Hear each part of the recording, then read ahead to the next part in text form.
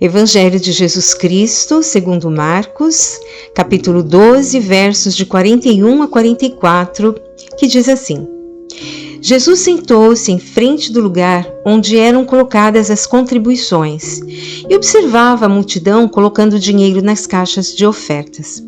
Muitos ricos lançavam ali grandes quantias. Então, uma viúva pobre chegou-se e colocou 2 pequeninas moedas de cobre, de muito pouco valor. Chamando a si os seus discípulos, Jesus declarou: Afirmo-lhes que esta viúva pobre colocou na caixa de ofertas mais do que todos os outros. Todos deram do que lhes sobrava, mas ela, da sua pobreza, deu tudo o que possuía para viver. Nesse episódio, Jesus está no templo em Jerusalém e decidiu sentar-se em um lugar que ficava bem em frente ao local onde os fiéis depositavam suas contribuições para a manutenção da obra de Deus. Então, vamos primeiramente entender bem o que são essas contribuições que desde tempos antigos eram separadas e ofertadas. Eu quero me remeter, na verdade, na origem da necessidade de usarmos recursos financeiros para praticamente tudo que fazemos em nossa vida e também para o sustento da obra de Deus.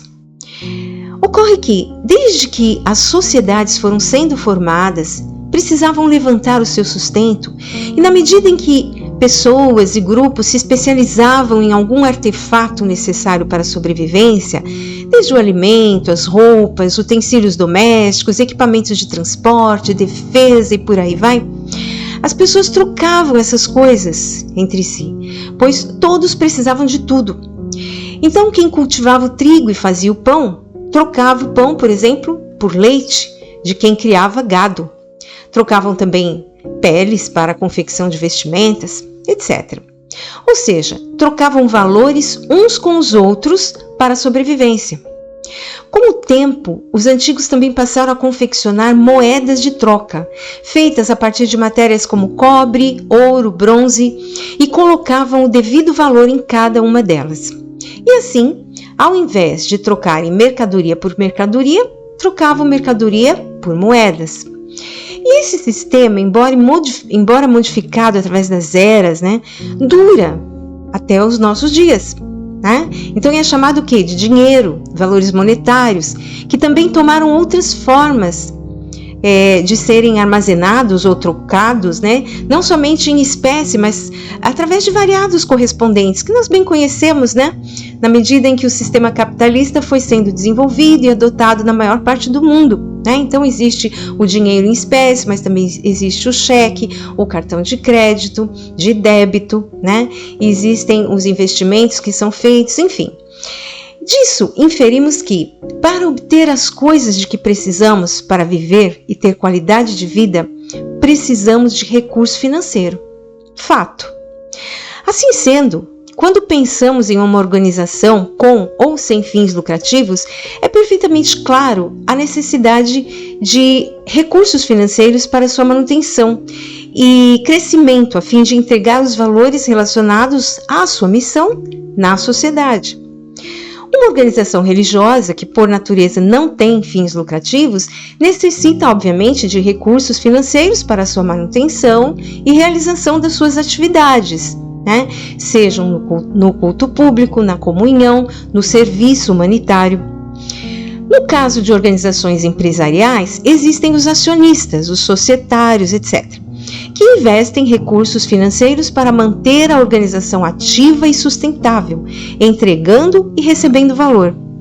Nos casos de organizações tais como clube, associação de amigos, cooperativas, etc., os associados, cooperados também investem recursos financeiros para manter a organização ativa e sustentável. Analogamente, nas organizações religiosas, os membros investem recursos financeiros para a manutenção delas. No entanto, Jesus Cristo, que fundou a Igreja Cristã, trouxe o seu Evangelho, ou seja, as boas notícias de que existe algo muito maior do que a nossa vida comum aqui na Terra e que podemos viver algo sobrenatural aqui na Terra por meio da fé. Uma dessas boas notícias é a que, se você crê verdadeiramente em Deus, o Criador dos céus e da terra, o Deus único e verdadeiro, que é amor na sua essência e que enviou o seu Filho unigênito para uma missão remidora e redentora, nos libertando do domínio do pecado que nos separa de Deus e nos reconcilia com Deus. Consequentemente, podemos sim viver o sobrenatural na terra, pela fé em Jesus. O que isso significa?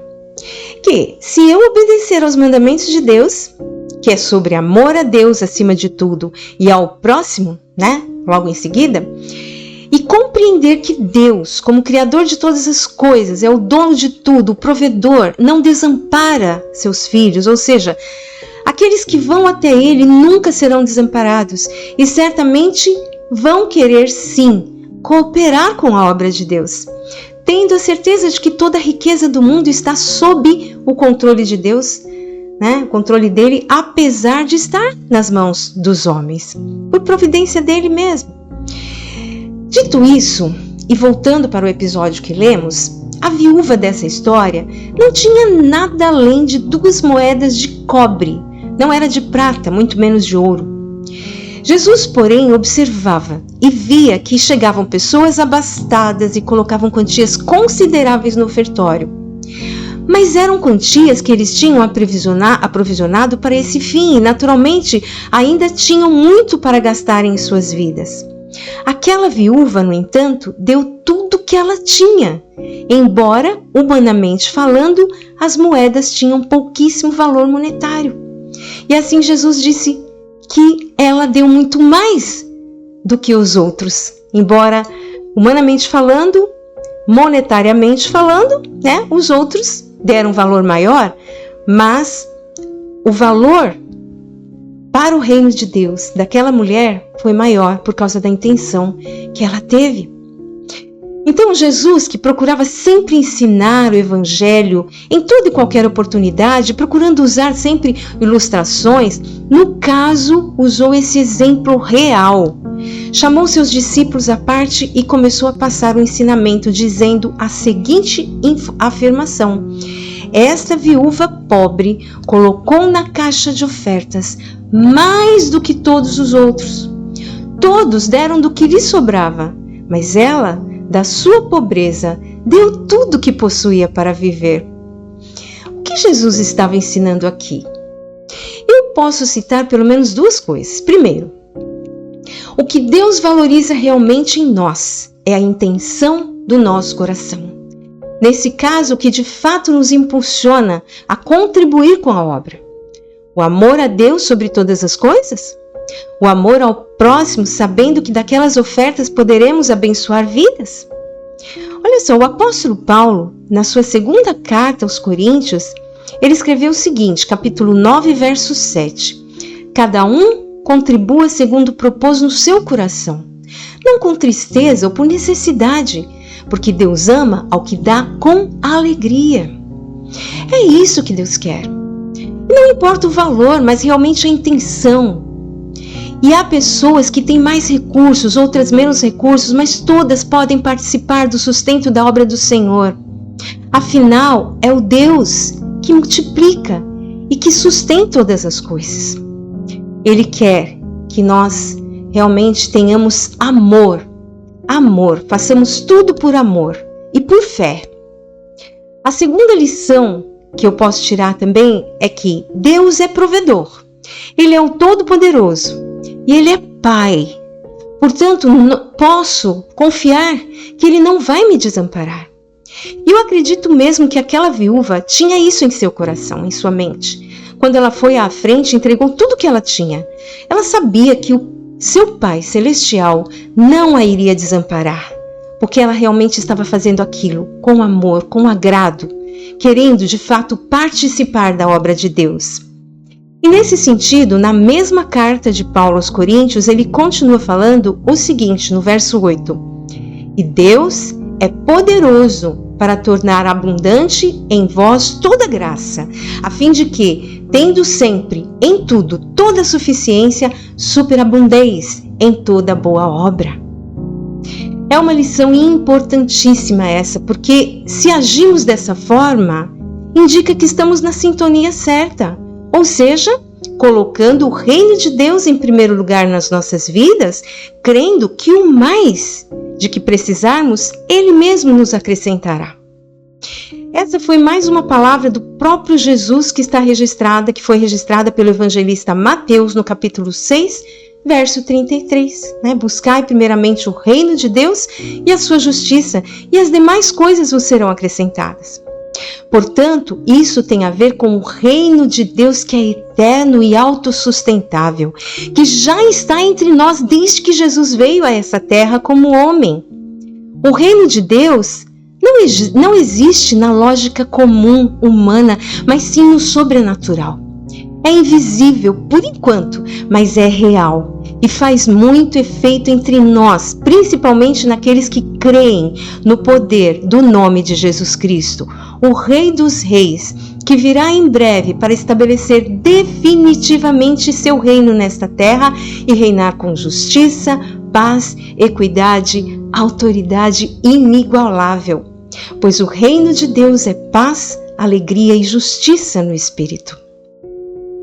E eu te convido a vir fazer parte desse reino, se você ainda não faz. Para fazer parte do reino de Deus, é estritamente necessário entregar a vida a Jesus, ao Rei dos Reis, entregar o controle da vida a Ele pela fé e desenvolver essa fé, e assim passar a viver o sobrenatural de Deus aqui na terra com Jesus. Que assim seja na sua vida.